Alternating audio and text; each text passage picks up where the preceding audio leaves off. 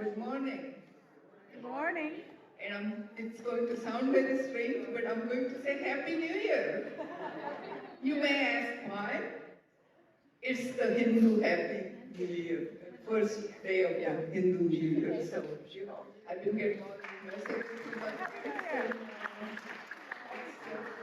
We call it Gudi Padwa, different regions call different things, but it's still the first day of the new year for us. So it's a very auspicious and happy day. So I'm so glad we're doing it on this day, and welcome.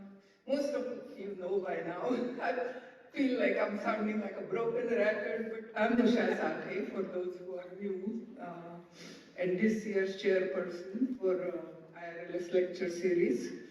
And these lecture series are arranged by TWA, which is the Tuesday Women's Association of Ethical Society, and AAUW, which is American Association of University Women, for last 90 years, I've been told. And these lecture series are free. And we do appreciate the donations. So, as most of you know, we'll be passing baskets around. Today's coordinators are Susie Fleischer, Sue Williams, and Patty Murray, and they have worked very hard to find a very qualified person, and we are all anxious to learn a little bit more about NATO. So I will ask Susie to come and introduce today's speaker.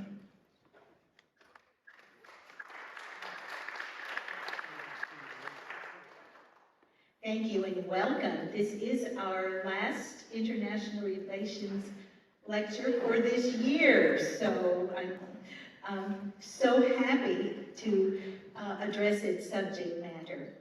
And I think it's so timely because, as you probably all know, last week, I think it was April 4th, was the 75th anniversary of NATO. Our speaker today comes to us from Webster University, where she is a professor of international relations. Her knowledge and experience in this field is impressive. She has published extensively in this area, including 3 books, one entitled International Organizations with Perspectives on Global Government. That's in its 6th edition. She had also written a book on human rights and humanitarian diplomacy and co-authored one which is titled The United Nations and Changing World Politics. And as brilliant professors often do, she has published numerous articles and chapters related to these topics. In her talk today, she will briefly talk about the creation and evolution of NATO and go on to explain the debates surrounding NATO's expansion. And finally, she will assess the interactive relationship between NATO and the Russian-Ukraine conflict. So will you all please help me welcome Dr. Kelly Kate Pease.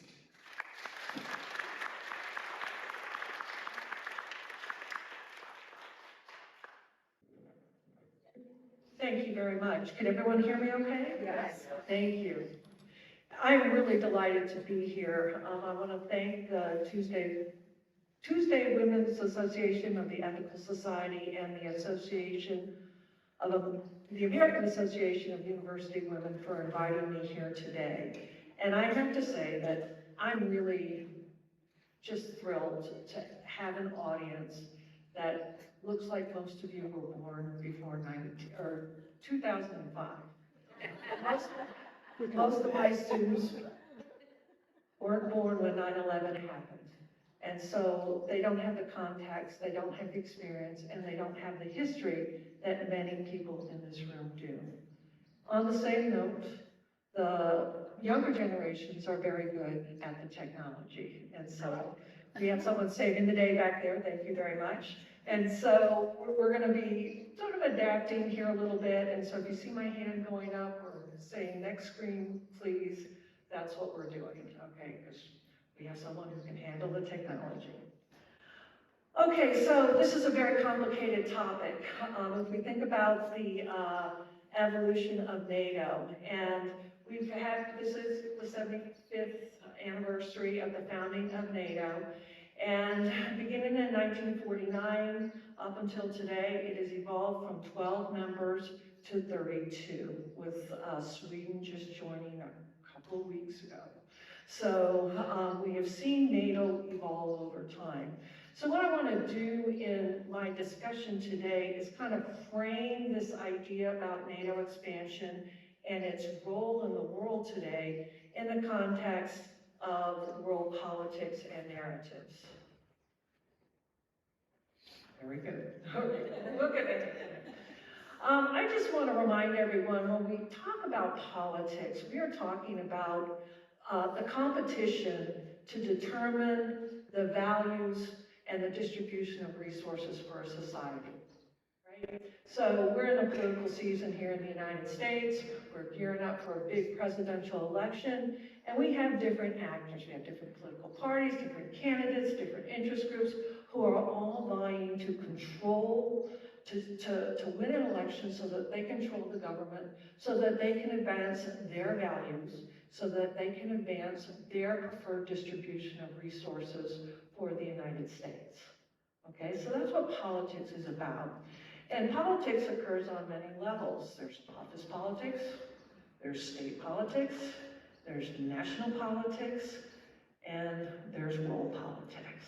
And world politics is uniquely different in that there's no government to try to control. Okay, there's no government out there, but there is politics. And so there are different actors out there who are all trying to advance certain values. They're trying to advance certain preferences, and they're trying to advance a certain way of distributing the world's resources. Except there's no government. So how do we do that? Well, we do that in a couple of ways. One is through the application of power. It can be military power, it can be economic power. And another way that you can do that is you can do it through building coalitions, joining with like-minded individuals, just like we do here in the United States, and you work together in concert to advance a certain world view. Okay? So that's the idea behind world politics. Now, when we are trying to engage in politics, we need to engage in a political discourse. And this is where narratives come into play. What is a narrative? Okay, a narrative is simply an explanation of events and facts and how they relate to each other. And what we have when we have narratives is they emerge out of the political discourse, and we use these narratives to try to advocate and build support for certain policies and for certain courses of action. Okay, that's what we use narratives for. And the idea is we have all these facts. We know certain things happen. We know there are certain events that happen. But what they mean and how they relate to each other is the stuff of narratives. And so what happens is, over time, and sometimes depending on how things shake out, one particular narrative or story becomes dominant. That is what a lot of people believe, and everybody can coalesce around a particular narrative. And so you have a political consensus when you have that. However, those consensus are always challenged, and they're routinely challenged, okay? That's where you have what we call counter-narratives, okay? And so you have counter-narratives that come into play, and that forces all narratives to adopt because new facts emerge, new events happen, and so we see an evolution. Sometimes new narratives become dominant, sometimes there's no dominant narrative. And I would argue that part of the political situation today in the world and in NATO's role in the world is that there's no dominant narrative anymore, not like there used to be. And there are many reasons for that, and we can discuss it. Worldviews. Worldviews Narratives approximate widely held worldviews. People tend to have certain values and certain preferences, and they tend to see the world in a certain way. And so narratives are, another way to think about them is they're stories. And all stories have certain plots. They have protagonists, they have antagonists, they have villains, they have causes, they have effects, they have unreliable narrators. Read one of the books that have an unreliable narrator when they're not telling you the truth. Okay, so narratives are part of that. And so what we have, and the reason I'm trying to contextualize this is because in NATO's history, there have been several narratives that have been dominant, at least in the West. And there have been several narratives that have dominated the discourse that comes from Russia and the former Soviet Union, okay? And they have a story, and we have a story, okay? And rather than saying one story is right and one story is wrong, I'm not gonna say that because, you know, it's how do you tell a good story and do people believe it? And if they do, then that is what we come to understand as to what happens and what the causal relationships are. And so through NATO's history, and there are several narratives that I'm going to talk about here, but I'm going to talk about them in the context of NATO, but not spend a lot of time right here. I'll come back to them. But the one narrative that you're probably very familiar with is liberalism, okay? And I mean liberalism in the classical sense, that after World War II, we had liberalism, the liberal democracies against the fascists, and of course the communists and the Soviet Union were in on that, but you had these ideological sort of stories that everybody was telling and they were fighting about it. And liberalism emerged as the victor of this, okay? But we have to recognize that liberalism, again, classically, you had sort of capitalism, individual liberty, markets, those kinds of liberal idea, wasn't all that popular after the end of World War II. In part because, well, we had the Great Depression. Liberalism, as it was currently discussed and how we understood it, had failed. In that Great Depression, it was very bad. Democracy gave rise to illiberalism and fascism and things like that. And so it wasn't a good sell. And so the story that was told after the end of World War II, and it was sort of articulated by an economist by the name of John Maynard Keynes, he came up with this idea of, okay, here's what we're going to do to reestablish world order after World War II. And this is going to be this idea of embedded liberalism. That is, we're going to set up a world order and we're going to have liberal institutions that are going to be based on the idea of sovereign states freely choosing their own courses of action. It's going to be based on human rights. It's going to be based on free and fair trade as much as possible. But we also recognize that everybody's in bad shape right now. And so we're going to leave the internal affairs, what's going on internally with the country, pretty much to their own devices to do what they want to do, either have full employment or jobs programs or rebuild their industries, whatever that is. Okay, the bargain is you can do that domestically, just internationally, you're going to have to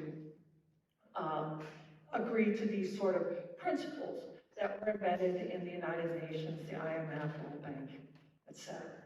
Okay, that was the story. And in the West, everybody kind of rallied around that, at least in the Western democracies. They're going, that's a good story. We like that. We're going to do that. Okay? Soviet Union and the Eastern Bloc countries didn't buy that story. They didn't like that story. And it was clear that after the end of World War II, that a Cold War was going to emerge. Right? We had the Iron Curtain speech in '46 over here in Fulton, Missouri, and we knew that that was not going to work. And so sort of the collective security that was supposed to take place under the United Nations wasn't going to happen. And so the story we tell is, let's go with our like-minded allies and let's build a security organization that was going to protect the physical security. That was the dominant narrative in the West. In the East, that was the capitalist states being aggressive, right? Not respecting the individual sovereignty of other countries. It's just the United States and the Western powers being aggressive. And that was the story that they told. That was the dominant one. Now, we're going to talk a little bit more about shifts in liberalism to the neoclassical liberalism that you're probably familiar with under Reagan and Thatcher, right? The neocon liberalism under George W. Bush, right? So there were shifts in the liberalism, but always at the edge, always from the very beginning, the counter narrative has always been some form of right-wing populism or right-wing nationalism or left-wing nationalism. And they're surprisingly similar. They really are. It's just what's motivating. Right-wing nationalism tends to be more based on this idea of a nation and national pride and maybe even white supremacy or some type of supremacy. And left-wing is more these capitalists, these corporations are out to get us. And they're always there, okay? They've always been at the fringes. If you think of McCarthyism and Goldwater and all those, it's always been there on the right, and it's always been there on the left, particularly in other countries and in developing countries or areas like Latin America. Okay, so the point I'm trying to make is we have a dominant worldview that's kind of based on this embedded liberalism. And so if we go to NATO, then, several eras, okay? If we look at NATO's history, you can divide it up into these 4 eras, okay? And each of these eras have sort of, at least in the West, a dominant narrative, okay? The Cold War was embedded liberalism. Okay, that was sort of the narrative there. Then we have the post-Cold War era. Okay, that's a new narrative. That's the sort of the neoclassical narrative. Then post 9/11, the neocon, the do this by force type of approach. And then of course 2014 is where I would argue that no narrative comes into play. Okay, particularly in the West, and I'll explain why. Okay, so if we could let's quickly go to the Cold War. Here's our story of NATO during the Cold War. All right, it's originally a defensive alliance. Okay, the idea was to defend the physical security of the founding nations, or the founding states of NATO. Their goal was to contain the Soviet Union geographically and ideologically. And it was premised on this embedded liberalism. People could do what they want domestically, except you had to commit to certain liberal ideas, right? And so a lot of these countries were developing market economies, integrating their markets through the Marshall Plan. They were trying to rebuild their infrastructure after the devastation of World War II. And so our story was we had to do this because it was clear the Soviet Union was expansionist. They moved into Eastern Europe after end of World War II, had no intention of leaving. They were propping up all these puppet governments. And so they were the ones being aggressive, and we needed to be able to defend ourselves. Also, I don't know how well people know their history, but 1949, we knew that they were going to be very close to developing atomic weapons as well. And so we felt that this was, and the Allies felt it was a necessary and legitimate thing to do in the context of the Cold War. So if we go, this is just a picture of the NATO membership. We have 12 members who are fairly like-minded, some are very small. And this was primarily, let's face it, being driven by the United States and to a lesser extent the UK. Everybody else was fairly devastated after the war and was trying to redevelop. And so one of the first sort of storytellers, one of the greatest ones in NATO history is, yes, Lord Ismay. Okay, and He summarized the story really nicely. He said that the purpose of NATO, okay, was to keep the Soviets out, the Americans in, and the Germans down. That's the end of the story. That's what it was for. And of course, this reflects the idea that the Soviet Union was indeed expansionist, which was true. That's a fact. That the United States did tend toward isolationism. This is true. This is a fact. And we didn't want Germany to get strong again because, well, we know what happens with that. So this was the idea behind the original NATO. And so the whole idea of the alliance then was to try to ensure its success. Okay, alliance during war is fine, but alliance absence war is more difficult. And so if we look at sort of the criteria for the success of an alliance, you need three basic things. One is you got to know what your goal is. Okay, the simpler the goal, the more easy it is to accomplish. If you have a presumptive aggressor, if you have an enemy, that is a lot easier to address than, say, as we're going to see later, state building in Afghanistan, right? It's a lot easier to contain somebody than it is to build a functioning democratic government in an area of the world that's not used to it, right? So that's, so what your goals are. So the narrower your goals are, the more likely the alliance is going to succeed. The second one is cohesion. Okay, you need people to be like-minded, to share the same values, okay? And even if you're like-minded and you share the same values, the nicest, most reasonable people can disagree. So you also have to commit to wanting to resolve your disputes in a way that doesn't tip over the apple cart, right? And so this is the idea of, you need cohesion. Now, one simple, obvious fact about cohesion, the smaller number of members that you have, the easier it is to achieve cohesion, right? It's easier for you and I, two people to make an agreement than it is for 50 people to make an agreement, or 100 people to make an agreement, or come to an understanding. The third criteria is credibility, okay, credibility. And in order for a defensive alliance to be successful, it's premised on the notion that you try to deter someone from attacking. Okay, deterrence is the key. And to deter someone, you have to have a credible threat that if you attack one member, you attack all members. Okay, that's how it works. Now, we can talk in the Q&A about why, if deterrence fails, alliances kind of break down, but I don't want to spend a lot of time there. I just want to talk now about making sure that it's believable. So how believable is it that the United States is going to go to thermonuclear war over a country in Europe? Well, the way the United States did that during the Cold War was it just placed a lot of U.S. soldiers all over Europe. Grew up in Europe. My father was a military officer, and so there was military bases everywhere.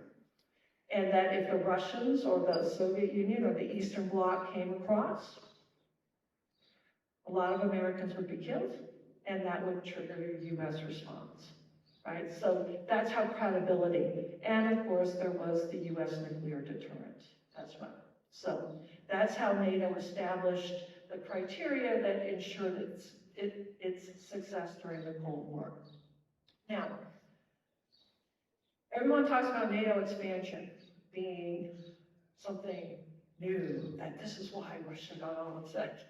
There's nothing new about NATO expansion. It's gone in different spurts. And so if we look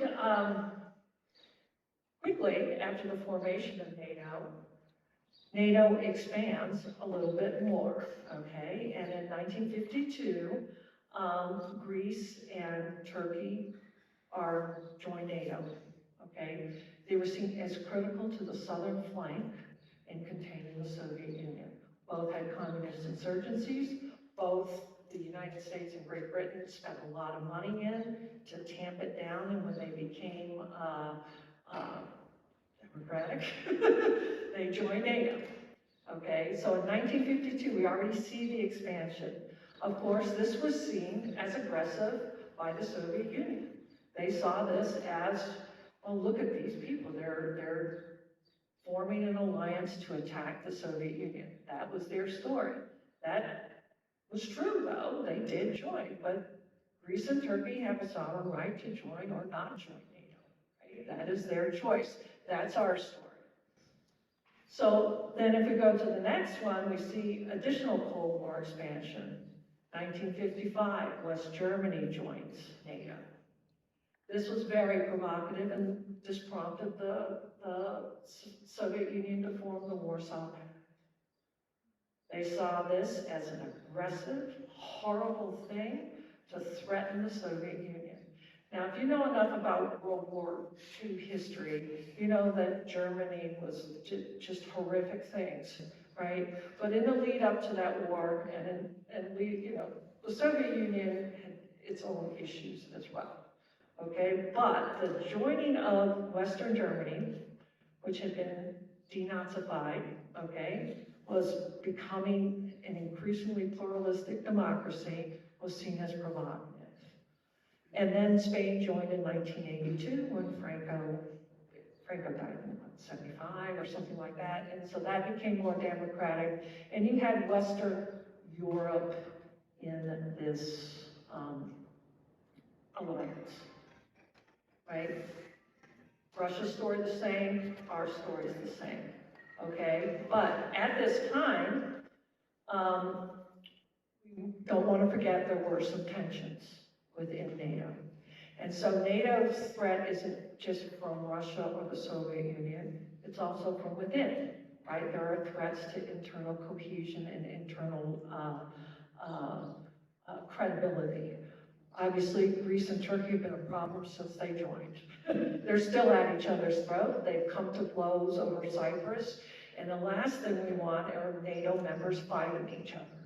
Okay, but they were seen as critical for that southern flank of Europe. Let's not forget France and the United States. In 1966, France finally asked the United States and all foreign powers to leave France, and they depends on who you ask, either left NATO or they went away, they left the integrated NATO command. Okay, de Gaulle did not like the special relationship between the UK and the United States, and so they said everybody out of France. And so we had to move NATO headquarters from Paris to Brussels, right? All foreign troops had to leave, including the US troops. And there was supposedly a very tense exchange between the Supreme Allied Commander and de Gaulle when he said he wanted them to move the troops. And the American general said, do you want us to take our dead with us? It was that serious, right? It was a very serious thing. But we were able to paper over it, and France was there. And France really didn't join back into NATO as a full-fledged member until 2009. Okay, so we do have problems there within NATO.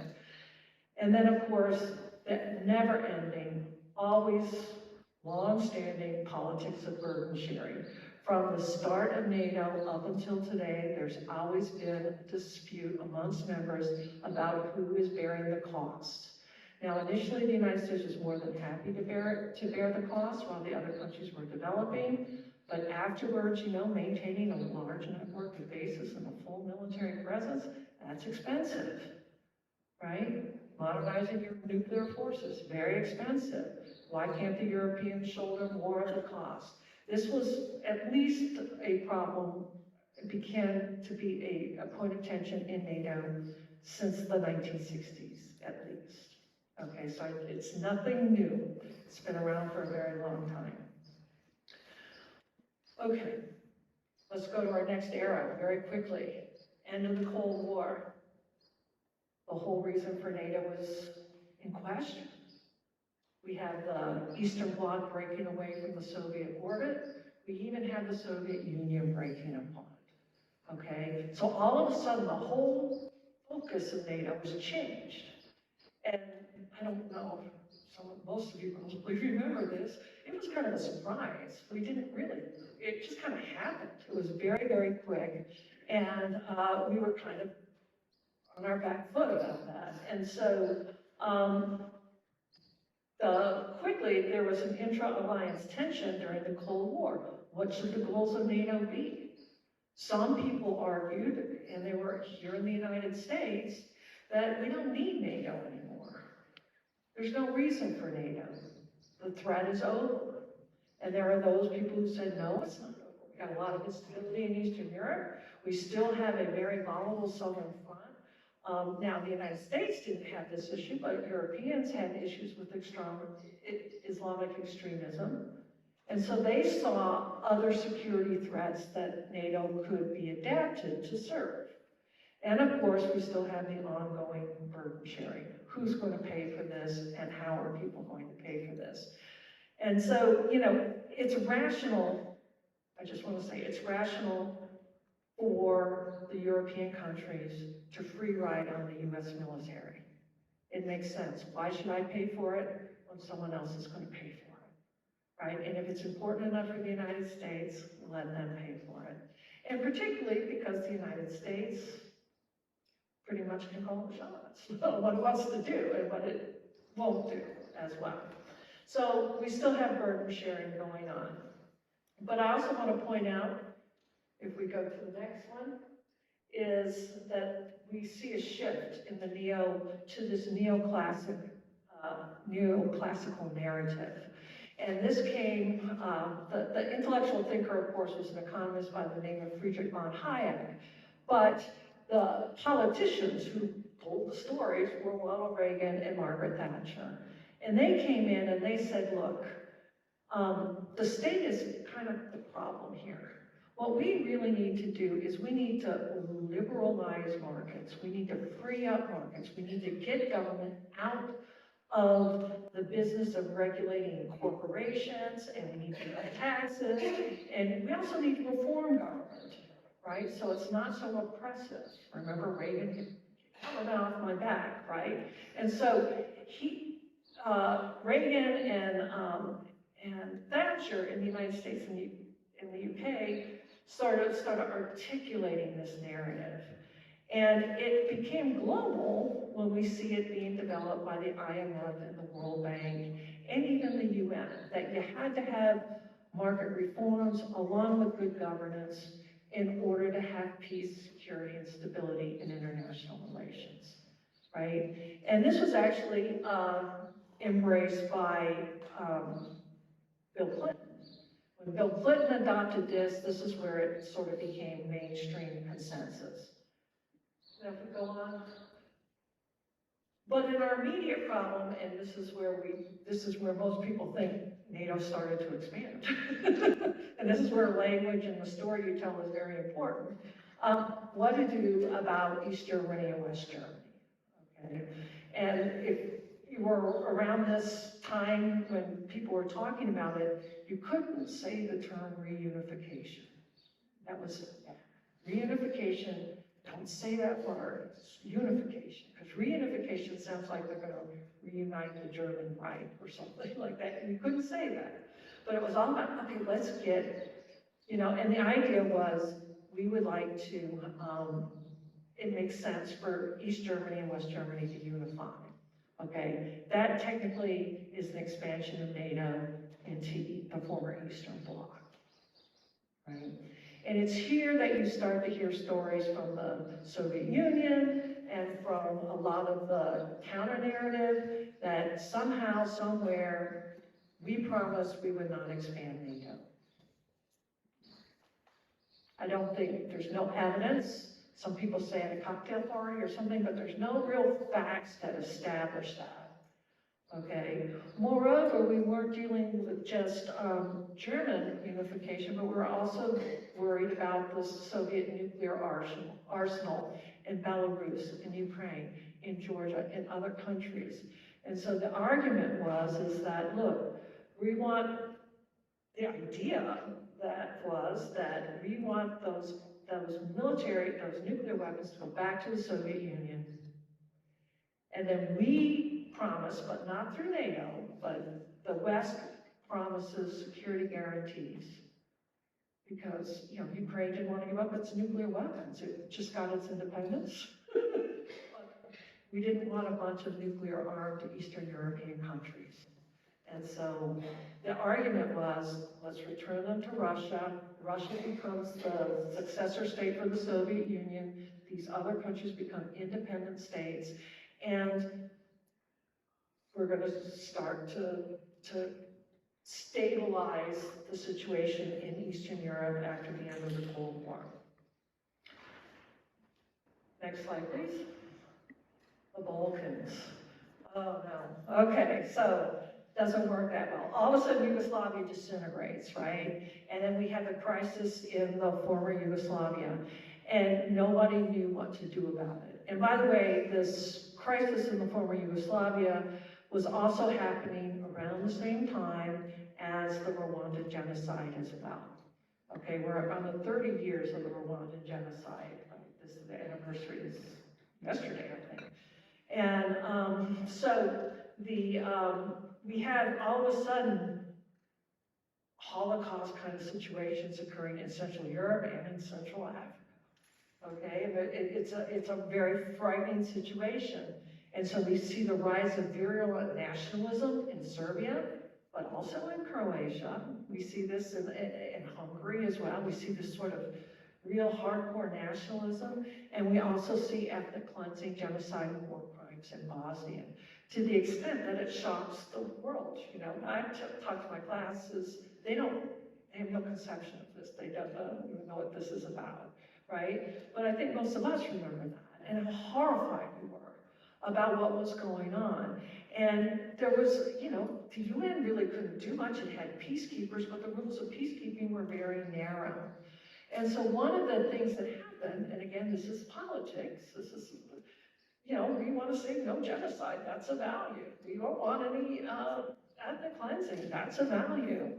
And so the United Nations deputized NATO, and NATO tried to stabilize the situation. It began by bombing Serbian positions, and it began by making the peace as opposed to keeping the peace. Okay, and eventually they had the Dayton Peace Accords, and that resolved the situation. But in Russia, there was growing alarm about NATO not only becoming the deputy of the United Nations, but also then using military force against Serbia, right? So there was this concern. In 1995, also after the peace accords, then NATO and along with the international community in a very open, transparent way, set out the criteria for membership in NATO, okay? And the argument is that NATO was needed to help stabilize Eastern European countries so that market reforms could take place, democracy reforms could take place. And so it set out the criteria for membership in NATO. And the idea was to provide incentive to all these Eastern European countries about if you want to join the West and join our worldview, this is what you need to do. And it's pretty straightforward. It really hasn't changed that much. You have to have a functioning democratic political system based on a market economy. You have to fairly treat minority populations. You have to commit to peacefully settling your disputes. You have to be willing to make contributions to NATO operations. And more importantly, you have to have the democratic commitment to democratic civil-military relations. And all that means, it seems obvious to us because it's a basic value, is that you have civilian control of the military. The military does what the civilian leadership tells it to do. It is not an independent actor in its own right doing whatever it wants, right? And that you have to change sort of the culture. So these were the values that were articulated in this action plan in 1995. And so this was the idea. After Bosnia, this is what we were going to do. And None of the countries in the area were particularly close to this yet, right? All we had was Germany linking back up with East Germany linking up with West Germany. Then we had our next crisis, an event that kind of changes our narrative, the Kosovo, right? It's still a Balkan area, still an issue, and if you remember the Kosovo crisis, there was ethnic cleansing and gross violations of human rights being perpetrated by the Serbs against the ethnic Albanian population. Okay, again, horrific things on cable TV for everybody to watch. And so this time the Russia was not very interested in authorizing a UN-sanctioned operation through NATO. They said no. China said no. And so Europe was stuck with an unfolding, at least in our story, an unfolding genocide occurring in Kosovo, at least ethnic cleansing that was going on. And so NATO made the unilateral decision to intervene for humanitarian purposes. And a couple of things that happened that didn't go NATO's way, but does people remember we bombed the Chinese embassy inadvertently? That was bombed, and that had a really big backlash against the United States by China. The humanitarian crisis was greatly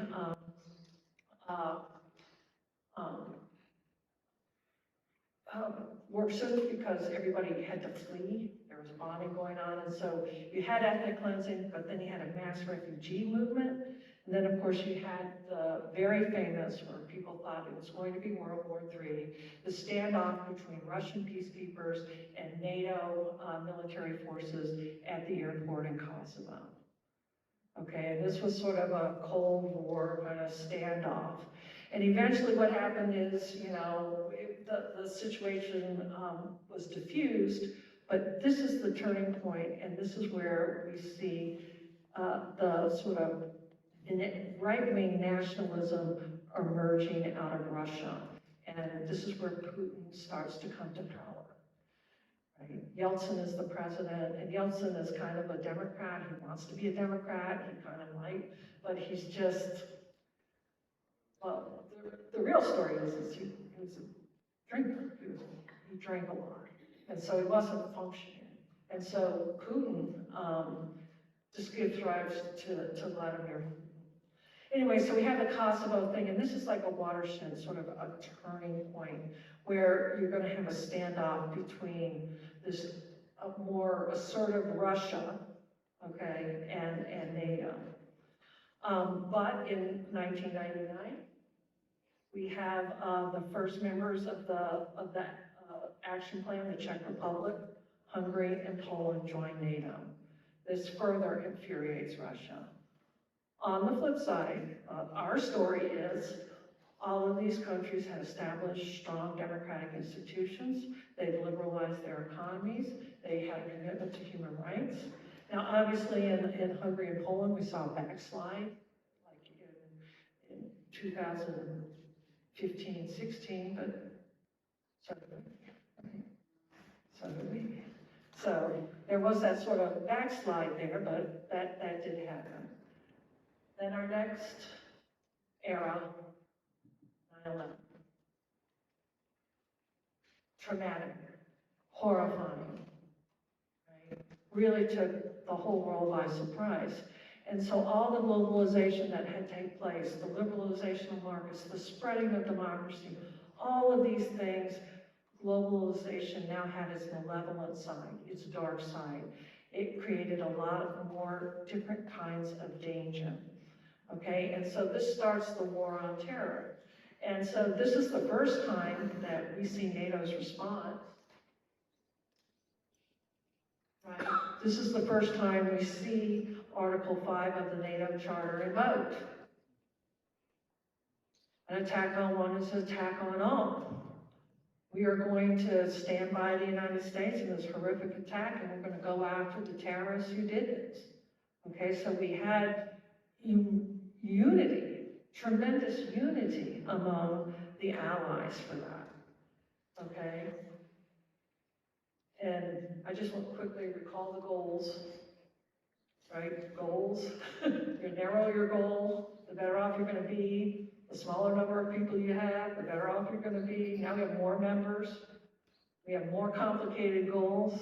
And we also have a United States that's focus is no longer on Europe and Russia, but it's on the Middle East, right? It's on Central Asia. So if we go to our fissures, we see them open up very quickly in Europe. They open up very quickly in NATO. Everyone agreed Taliban and Al-Qaeda have to go out of Afghanistan. Everybody agreed that's a clear military objective. We can do that. But then what? What are you going to do? Right? So state building, this is something reasonable people can disagree about. You know, Europe is far more comfortable with a strong government role, and we want private enterprise and markets and things like that. So there's all sorts of different disputes about what to do with Afghanistan. Another thing that emerged during this conflict was the role of the Allies in the fighting in Afghanistan. For those of you who may have followed this, you know that it was primarily, the combat was primarily by the United States and the British. All the other allies were in a more supportive logistic, and that created a lot of tension within, particularly the US military, who's long been supportive of NATO. And then, of course, probably another sort of turning point, and here we see the emergence of this new narrative, and this is the decision by the US to invade Iraq without any sort of authorization by the UN Security Council. And this really divided the allies. Remember, we wouldn't call them French fries or freedom fries, right? And we had US public officials who were out there on global media talking about old Europe and new Europe, and that our new NATO allies were the ones who are our true allies, right? And they were the ones who were supportive. So we went into Iraq with a coalition of the willing, right? And we were going to topple that. And then another thing that kind of created tension and fissures within NATO is the revelation of secret CIA detention camps in the newly formed NATO countries. So you had, you know, Poland and Hungary had these detention camps, and that kind of made them run afoul of the European EU project that was going on sort of in tandem with the expansion or the enlargement of NATO. So if we go to our new narrative, this is our new narrative. Okay, now all of a sudden you've got the Bush administration with the neocons, okay? Still liberal, okay? Still liberal in that we have this belief in markets and democracy, but it's no longer a voluntary association of democracies, right? We're going to impose this. If we can make Europe, Central or Western Europe, a bastion of liberalism with development and progress and human rights, we can do the same thing in the Middle East. All we have to do is get rid of these dictators. And we have to impose these things by force, right?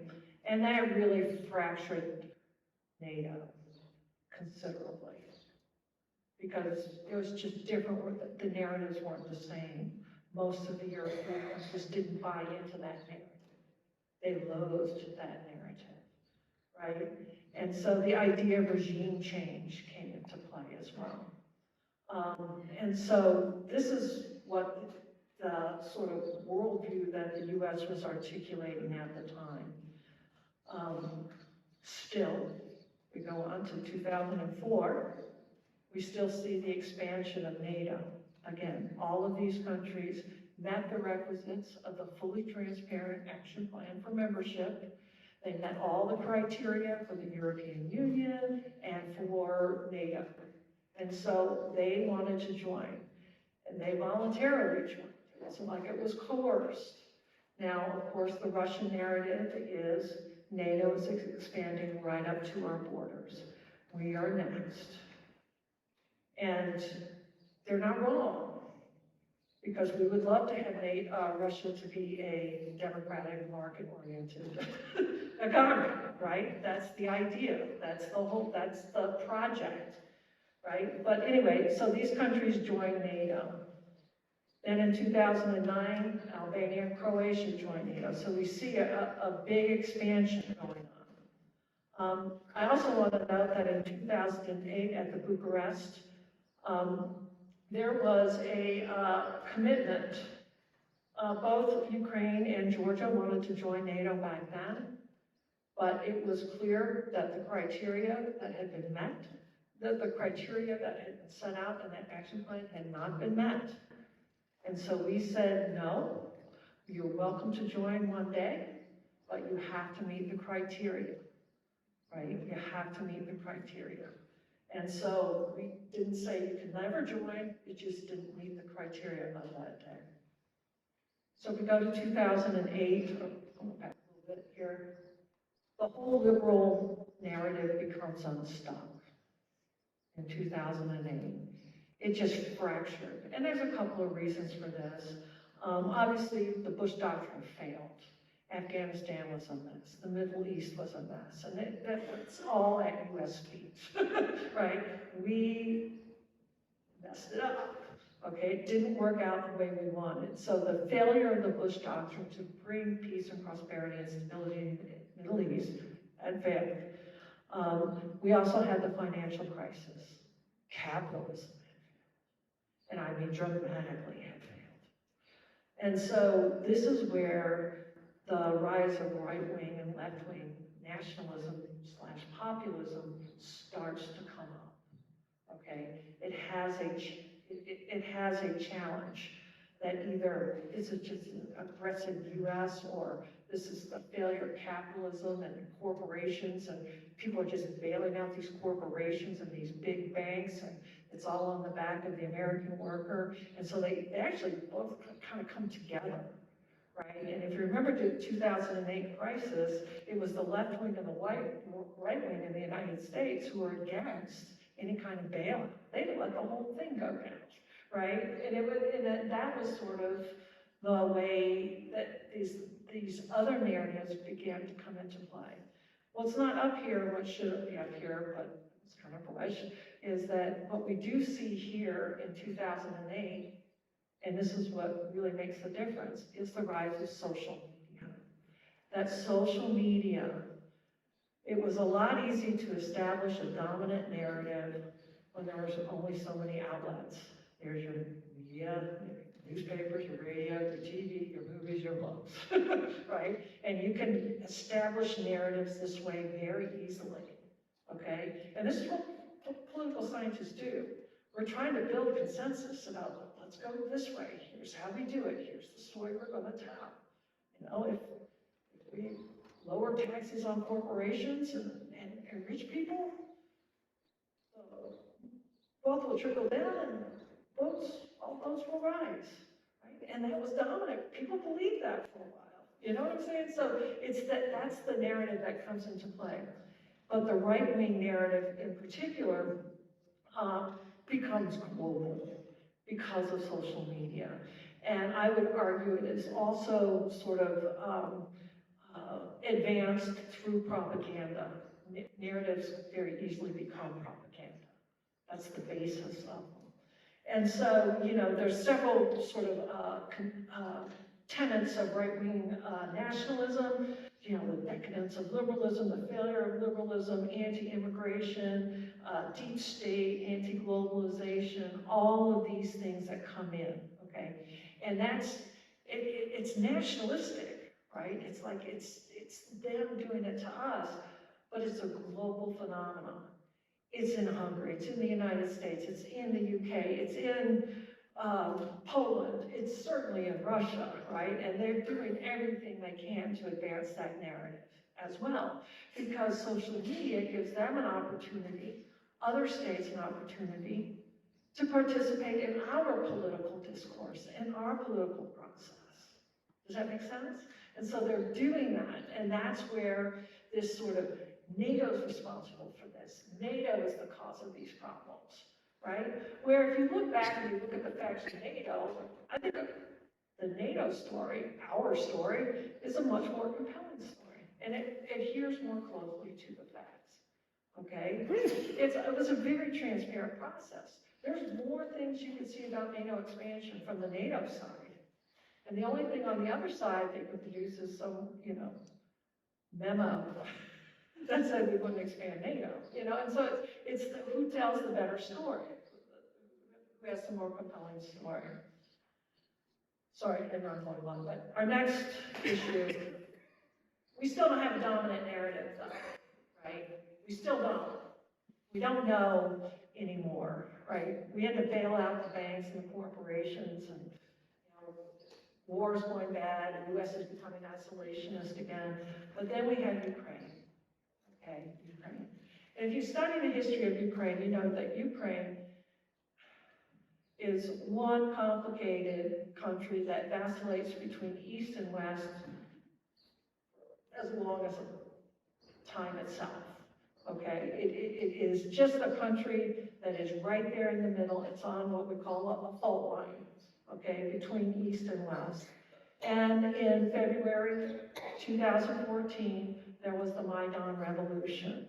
Everybody remember that? In 2014, it was a big, and what it was the democratically elected president, Viktor Yanukovych, and his party had won an election, and they were going to sign a very big, important European deal with the European Union, okay? But he was a pro-Russian politician. He very much favored Russia. And then he pulled out of the European deal. And the democratic groups, the human rights groups, the student groups, there was an uprising in 2014 in the Maidan Square. And there were shots fired, there were skirmishes in the streets, and Viktor Yanukovych fled. He fled from power, and he fled to Russia. The Russian narrative was the US and the Western allies, along with their NGOs and their human rights group, just overthrown a democratically elected government. Does anybody know who the political advisor to Viktor Yanukovych and the Party of Regions Party? Paul Manafort, right? He's the one who was his political advisor.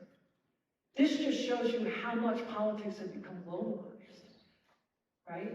Politics is global. You get people who, they hire consultants to come in, and you hire Western consultants to come in, right?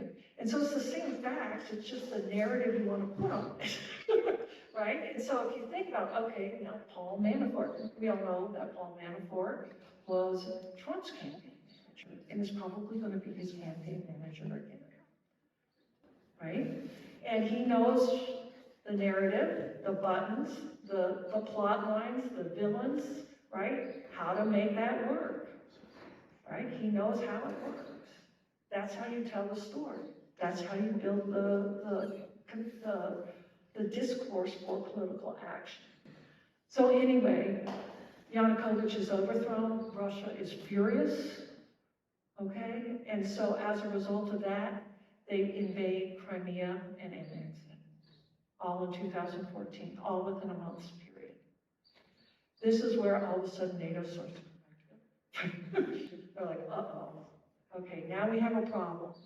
Okay, now we have something that we haven't really seen since World War II, and that's someone changing an international border through military force, right? This is the whole basis of the post-World War II order. We go on to our next one.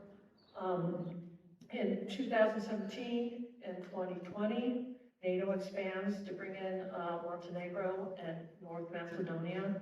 And these were all in progress anyway. Really has nothing to do, but it does sort of really kind of create a contiguous NATO. And our next one, in February 2022, we see the full-scale invasion of Ukraine. February 2022. And if there's any one thing that has brought NATO back together, it's that invasion. It's that invasion. NATO would not have been as strong and it would not have been as unified as it is because all of a sudden our goals become more clear. Our cohesion is far more clear, right? We have a lot more countries now. We go on, and this is where, if you study NATO, you always get, you know, what's happening when we look at this NATO conflict is that we see these competing narratives, right, about what's going on. And so for for the right wing, Russia's the victim, Ukraine really isn't a country, it's an artifact, it's really part of Russia, it's part of Russian nationalism, part of Russian identity. And, again, this is parroted and repeated by a lot of the sort of right-wing people in countries all around the world. Okay, and it's the same narrative, it's the talking points. The talking points are the key plots in your story. And then what we have on the other side is what's really frightening is what's left of liberalism. All we really have right now is the rules-based freedom, commitment to markets, but we don't have that sort of unifying thing anymore. All we have is Russian invasion and the world order, post-World War II order being threatened. That's all NATO really has. But that's really all NATO needs. Right? It just needs that. If you're worried about alliance and alliance behavior, you just need that coalescing goal. Studying NATO politics, next one, the newest members, Finland and Sweden. Now, if you'd have asked me 20 years ago if Finland and Sweden would ever join NATO, I'd say no. They just like their independence, neutrality, too much, right? And here they voluntarily wanted to join. They gave that up. They wanted to join because of the threat that's posed by Russia and revanchist Russia. So next slide, if we go to here we are at the 75th anniversary, okay? And NATO is united, but for how long is in question? Because you don't need it to be an external threat. There can be internal threats as well. So if Joe Biden, who's more of the liberal orientation and not of the right-wing narrative, if he wins, then NATO stands a chance, right? Because if it loses in Ukraine, even though Ukraine's not a member, NATO has staked its sort of existence on defending Central Europe. If you can't defend Ukraine, are you going to defend Latvia? Estonia? There's a lot of people who really think you shouldn't go to war in a place you can't find on the map, right? And so, and it's compelling. Right? And so that is kind of where NATO is right now. And, and the other narratives out there try to articulate, particularly in European politics, if you just picked up the European papers now, they're very worried about the right-wing populist and the way they've been having sort of a coherent, synthetic message all the way across elections in Europe. Right? That's the story. And so it isn't like NATO's responsible for this crisis, right? It's just there's understanding and consensus among specific groups of people in certain areas has fractured. And we need something that brings it back together, right? And that's why most alliances fail. Not fail, they just cease to exist, right? For NATO's sake, as my discussion has taught, it's always found a way to reinvent itself, and it's still based on, if you go back to that last slide here, the criteria on membership. This is what sort sort of binds everybody together. And that free will to choose whether or not you want to be part of this group who advocate these values, who advocate markets and democratic institutions as the way to distribute resources, or do we want another way to do it, other values, right? And that's where we're at. That is the story of NATO. And whether or not it survives the Ukraine crisis would really depend, I don't think so much on what Russia does, but what we do. Okay, so thank you.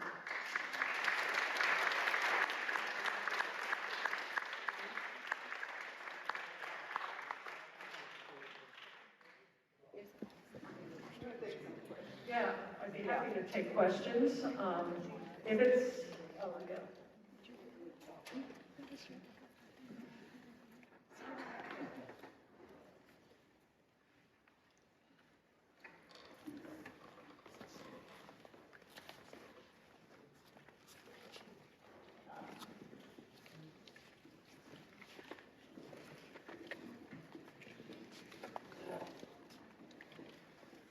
Okay, so what's interesting too is how people that were the victims of all of this really inappropriate behavior in these countries and eventually came to the U.S., how many of them developed resilience after getting here? And I had seen a lot when I was invited to go to a Jewish seminary back in the 1950s to see how some of the Holocaust survivors had come over here and they were just replanning their lives beyond what they had been through in the countries where there was war, genocide, etc. And likewise, in our city here with the Bosnians who went through all the horror that they did there, came to the U.S. Many of them are still surviving here now very well by replanning their lives in a new phase.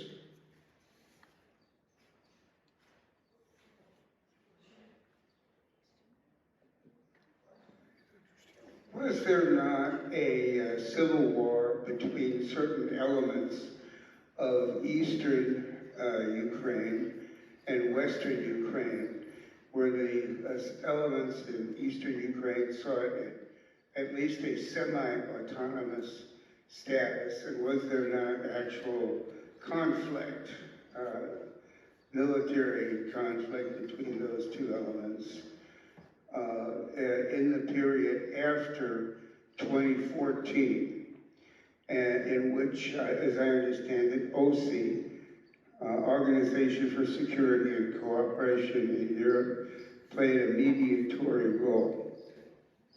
Yes, you're right. And this was part of the whole sort of post-Cold War disintegration of the Eastern Bloc and the former Soviet Union. We talk about values, we talk about principles in international relations, and you know, there's sovereignty and territorial integrity, and that's something that is a very powerful one that's been around for centuries, okay? But one of the liberal values that have been advanced is this idea of self-determination, and that groups of people ought to be able to determine for themselves how they want to do it, and how they want to be organized. Now, self-determination is not something that is properly recognized. It's just a value.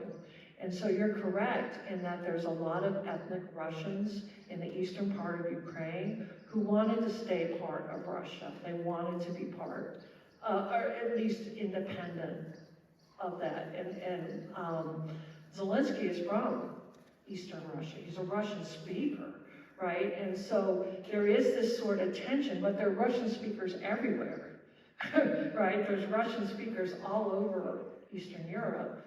And so, and there's ethnic Slavs and ethnic Russians everywhere.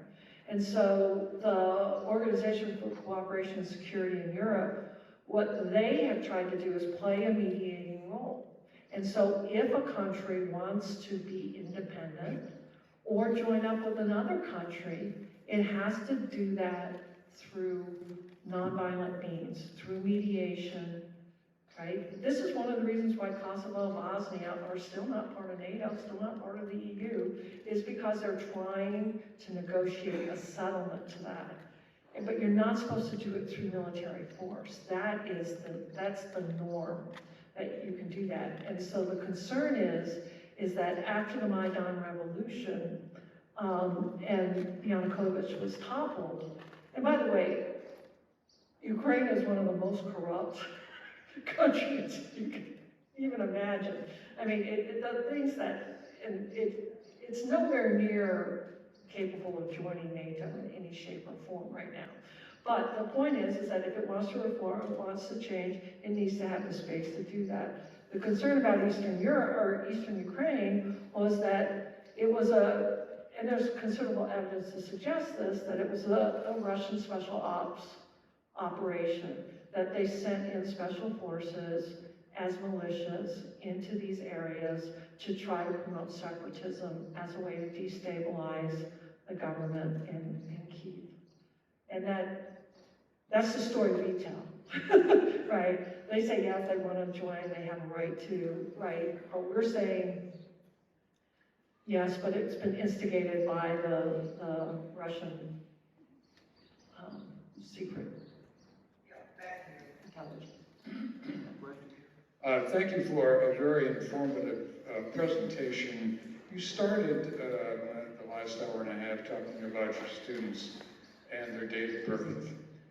I'm curious, in terms of the classes that you teach at Webster University, which is a small global university, where do those students see hope in coming together? Where does their hope lie?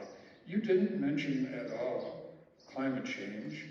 You didn't mention at all artificial intelligence. And of course, because we're talking about NATO, you didn't mention at all the Pacific Rim narrative. Are those the focal points for students at Webster University? Well, you're correct, it is a global institution, and so it's really a diverse student body. So we have a lot of international students who are very nationalistic. They have a lot of pride, you know, in their country, and you know, India just landed something on the moon, and that's a big deal. And so there's a lot of nationalism. Climate change is a big issue, and they don't see hope. In fact, one of the most challenging things I have to do is to tell them about the world and how it is without breaking their spirit and saying it's just not gonna, but I try to do the same thing I do here. You have to craft a narrative, right? You have to craft a narrative that will bring people together. And so, like, I don't know if people heard just recently, you know, China has been flooding the European and the American markets with electric cars, right? Now, there's so many interesting narratives from that, right? I mean, if they want to dump their electric vehicles here, great. You know, we're going to stop climate change. It will help. You know, they're cheap. They work really well. But then you worry about, well, what about China collecting data and that type of thing? And so it's about, I guess the way I kind of approach it with the students is that if you're not part of it, it will be done for you, right? There are people who are doing this. There are people who are advancing this. So if you care about human rights, if you care about LGBTQI rights, if you care about climate change, you need to be out there and being part of the political process, because the people who don't and want other things are out there doing it. And that's basically the way. But again, if there was a way to solve the problem, it would have been solved, right? everything I've talked about is just what I think are good, intelligent people trying to manage difficult things at difficult times, you know, and that's all you're gonna be able to do in world politics. Thanks a lot. I'm crazily worried now. As if I weren't before. To get back to the Warsaw Pact, as a result of the admission of Germany to NATO, how much could that have been handled differently? I think of that as being a really important part of this narrative, overall historical narrative, that Russia was horribly suffered during World War II, not to mention World War I as well. And would they have been so inclined to establish the Warsaw Pact, which I think led to a lot of the subsequent history, had the situation been handled a little bit better to convince, if possible, the Russian leadership that the admission of Germany wasn't necessarily going to result in another invasion of Russian territory by those awful Germans? Yeah, that's a really good question, and I don't know. I don't know the history well enough. All I know is that the Cold War was pretty tough then. I mean, we're racing to explode hydrogen bombs. There's, you know, a lot of competition going on at the time. And so it's worldview, right? And how do you convince somebody of a different worldview when you're looking at the same facts, the same issues, the same concerns, they just see it differently. I mean, it's like, is the glass half full or half empty?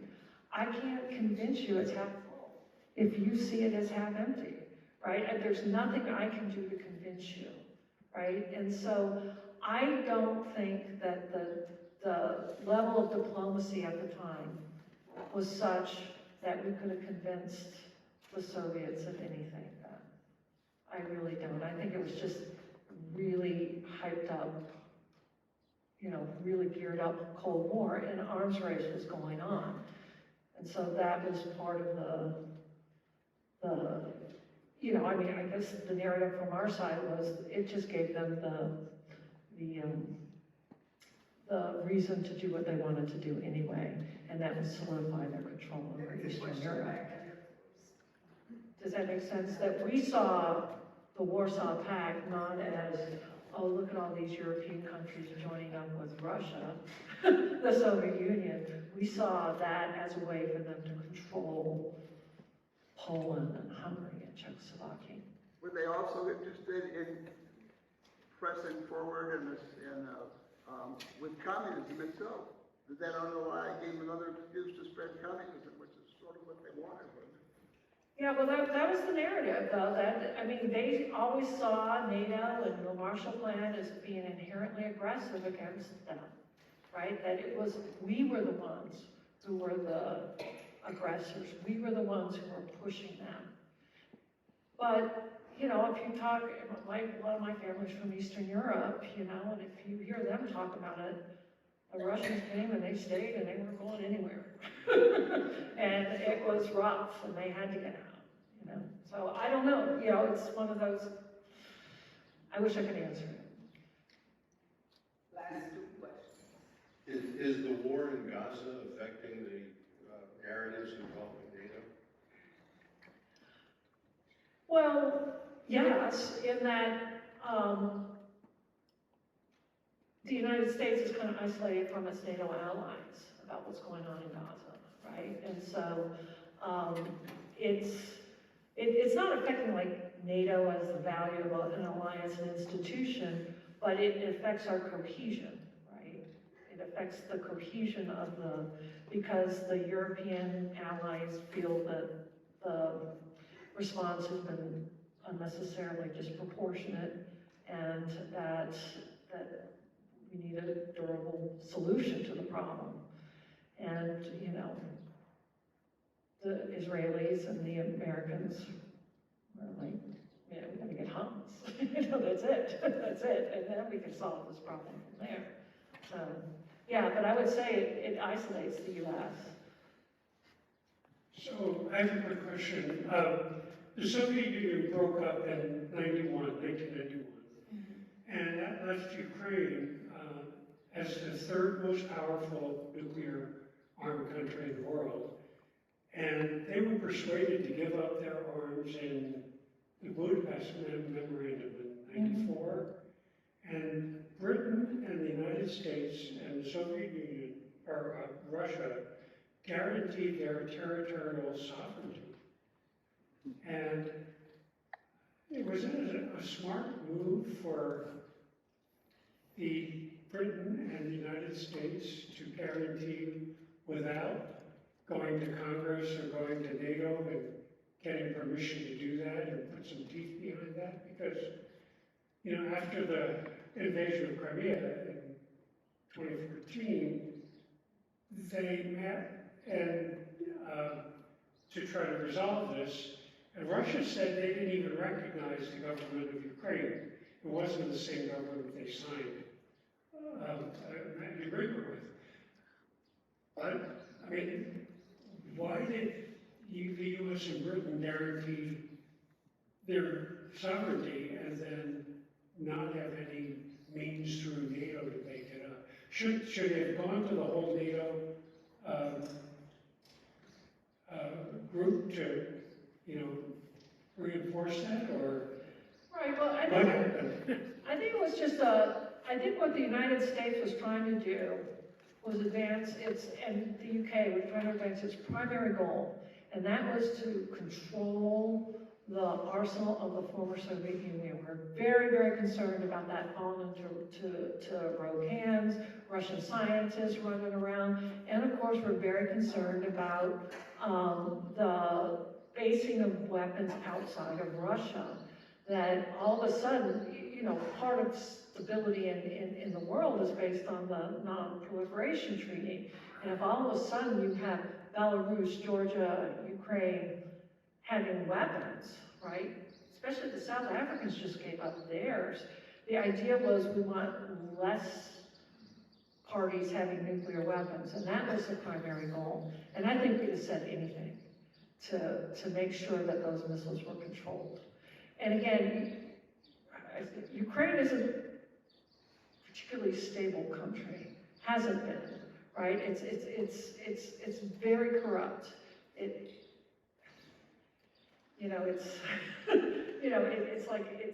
strategically important, but it's never been particularly stable. And so part of the concern was, at least Russia has the weapons. And I think that's why. And, you know, we tell a lot of people we're not NATO allies with, or we don't have to tell our NATO allies that we're going to guarantee the security of some other country. That's why we're there now, right? Because we kind of said we would be. Does that answer your question, or? Well, thank you, Dr. Pease, very much for, oh, I had said one last question. I mean, don't go with the last one, but. That's it. It's always the men that ask the Okay. question. I like it when women ask. Yeah, I'm going to. No. So, first of all, thank you. This was really. I'm sorry. Okay. Yeah. Thank you. So yes, Montenegro, I think, is a fantastic example of peaceful separation, right, versus what's happening in Yugoslavia. A couple of things, I guess more comments rather than maybe questions, is that I think I heard you say that Latvia, Estonia, Lithuania, you know, and the approach of people as why go fight for places you can't fight on the map. So may I suggest we teach kids better so that they know how to find these places on the map, because I guarantee you, Soviet Union, Russia knows exactly how to find every place in the United States on the map, because I was taught there and I know how it goes. Now, the other thing, And so this thing about separation and, who can find these places on the map, why should we defend them? That's trump card, right? We don't need to defend them. Ukraine is truly fighting right now for democracy. So we could talk about a lot of problems, and I'm also going to tell you that Kazakhstan was a nuclear power, is a nuclear power, right? A lot of sanctions evasions happens. How does this go? It goes through Kazakhstan right now, right? Why are sanctions failing? If I can say that, I don't know, I'm completely pro-sanctions, but why are there such problems with it? Because it's enablers and places like Kazakhstan, like Georgia, that allow for this to go, like Turkey, NATO power, right? That is so very much knee deep into it, that allows for things to go through to Russia. And so as far as problems in Ukraine, name one former Soviet Union country that did not have corruption. One. And I will say that, yes, Latvia, Lithuania, probably Estonia, probably were better off. But let's remember something, and that is Russification, basically why everyone was forced to learn. Why are there so many people in Yugoslavia and across the Eastern Bloc that speak Russian? Because they have no choice in the matter, right? They were forced to learn Russian. And if you talk to older generation, you get different kinds of reaction to Russian language, even if they do speak it, right? So I think, I don't know that it's helpful to point out to Ukraine as a corrupt country. They're fighting for the rest of us, if I may be so blunt. And they're standing up to, yes, there's corruption, and it is no more than in Georgia, no more than in Kazakhstan, no more than any other former Soviet Union, and it's also probably no more than what we find in the United States. Thank you. Well, with that, we'll conclude the question and answer session. I really want to thank Dr. Pease very much for this information on this complicated topic. Is definitely very complicated for me, so I hope I have learned a few things from it. So I also want to